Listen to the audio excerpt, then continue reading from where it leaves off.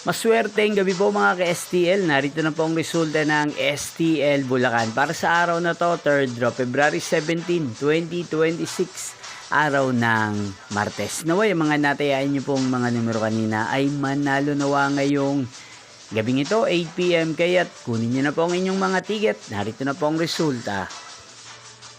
Ang mga numerong nanalo sa STL Bulacan ngayong gabi ito, February 17, 2026, 8 PM, 3rd draw result, 29 at 3 in exact order. Again, 29 at 3.